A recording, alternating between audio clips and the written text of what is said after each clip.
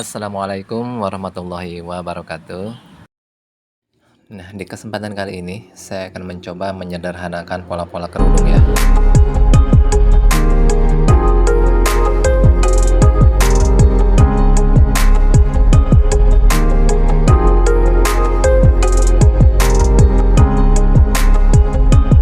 Nah, untuk teman-teman di rumah, amati bentuknya aja dulu ya.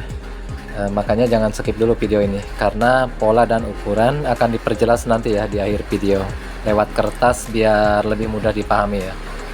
Nah, di sini saya punya bahan sisa, panjangnya 158 ya, ini sisa ya, saya nggak utak-atik lagi.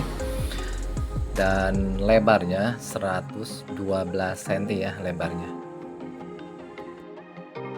Pola kerudung sebetulnya hampir sama ya atau mirip dengan pola mukena ya. Hanya saja kalau mukena dipasang segitiga ya di dagunya.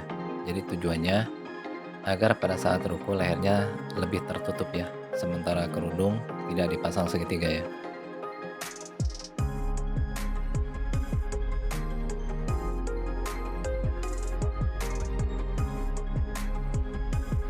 Cara guntingnya juga sebetulnya gampang ya, karena hanya satu sisi aja ngebentuk opal. Karena untuk bagian depan kan udah lurus, kemudian yang atas itu kan lipatan. Jadi nggak ada diproses, jadi yang diproses hanya pengguntingan bagian bawahnya aja ya ke belakang itu, ngelingkar nantinya. Itu nantinya akan membentuk lingkaran seperti ini ya kalau udah jadinya. Nah, sisa guntingan bahan ini jangan dibuang ya, karena nantinya untuk membungkus pet atau busa kerudungnya ya. Nah, sekarang kita cara membuat pet atau busa kerudungnya ya. Nah, untuk busa kerudung yang seperti ini di toko-toko tukang jahit itu banyak ya. Biasanya di tempat saya harganya kurang lebih antara 1.500 ya. Mungkin di tempat teman-teman berbeda ya. Atau kita bisa beli meteran ya, kita gunting sendiri sesuai selera. Karena ini kalau beli dari pasar ini menurut saya kelebaran ya. Kalau saya biasanya hanya pakai 7,5 cm ya.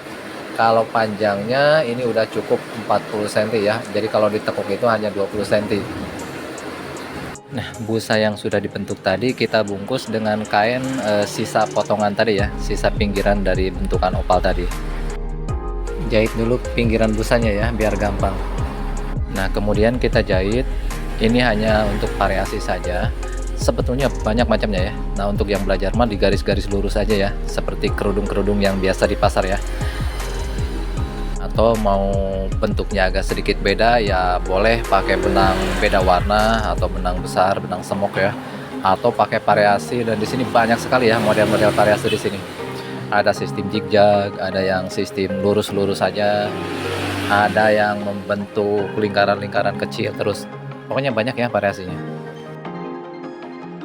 Nah, setelah petnya udah jadi jangan lupa di checklist ya yang lipatan bagian atas ya, sama petnya juga harus di checklist ya. Jadi checklistan ketemu checklistan agar pet itu jatuhnya di tengah-tengah bagian atas ya, jadi kanan kirinya biar seimbang.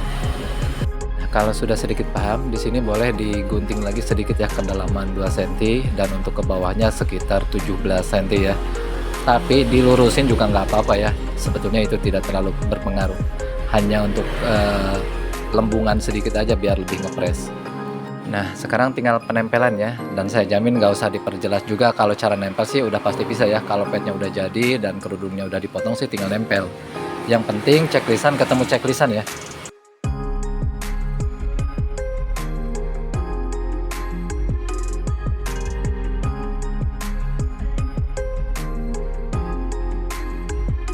Usahakan ketemu checklistannya ya, jadi agar pada saat pemasangan pet seimbang ya antara bagian kiri dan kanannya, jadi tidak miring sebelah. Nah, setelah dipasang pet kurang lebih hasil jadinya jadi seperti ini ya. Nah, untuk menentukan muka kerudung itu boleh ukur sampel atau keliling muka ya. Nah, biasanya kan ukuran standarnya 25 cm ya. Ada yang 26,5, ada yang 27 atau 28, tergantung lebar muka ya. Nah, potongan bawah ini juga bisa diubah-ubah ya, bisa menjadi potongan bebek atau menjadi lebih opal atau lebih lancip bagian belakangnya ya. Nah, walaupun bagian bawahnya diubah dengan berbagai model, tetap pola dasarnya seperti itu ya, perubahannya sedikit-sedikit. Jadi mau polos, mau pakai rumbe juga tetap aja ya, nanti akan ketemu dengan sendirinya kalau pola dasarnya sudah kita kuasai ya. Nah, langsung ke bagian inti pola ya. Nah, untuk ukuran lebih jelasnya, perhatikan dulu di bagian pola ini ya. Ini perhatikan bagian atas ya, ini di bagian lipatan saya kasih tulisan seperti ini. Misalkan ini garis dari ujung pet 80 cm ya, misalkan ini 80 cm biasanya kerudung bebek ya, dan itu jatuhnya di belakang ya, nantinya jatuhnya dari ujung kepala ke belakang. Nah, ketika dipanjangin lagi dari 80 cm misalkan ke 102 cm, ini udah penguin atau kerudung standar ya. Ini lebih panjang biasanya, nutupin pinggang ya di belakangnya itu. Kemudian dipanjangin lagi ke 130, ini udah hampir kerudung syar'i ya. Jadi kerudung syar'i ini udah lebar banget ya, udah panjang banget ya.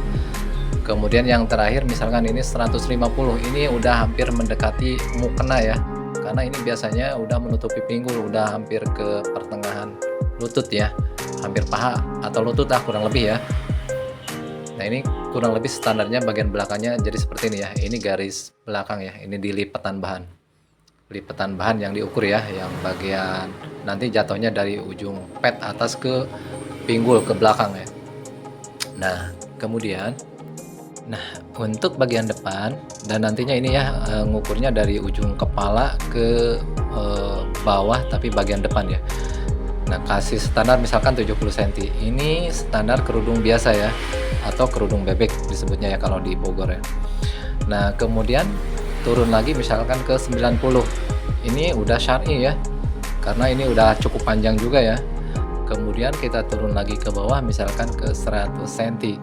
Itu sebetulnya sudah maksimal ya. Mukena juga udah bisa ya. Nah, sekali lagi, setiap ukuran ini dapat dirubah sesuai selera ya, atau sesuai keinginan teman-teman ya.